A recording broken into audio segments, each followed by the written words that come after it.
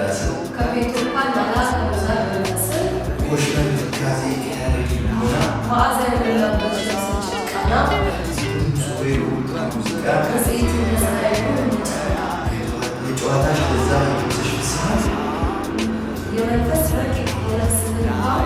ሀገርሽ ገነት ነው ሰፈርሽ የሚለን በሰማች ቁጥር በሀሳብ መንገድ ሄደን ታጫውችናለሽ በህሊና ቋንቋ ነፍሴ ከአንቺ ጋር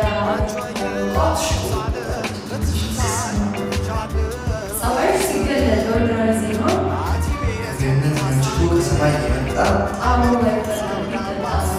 ከተካዜ ቀርብ የብስጭት ጣት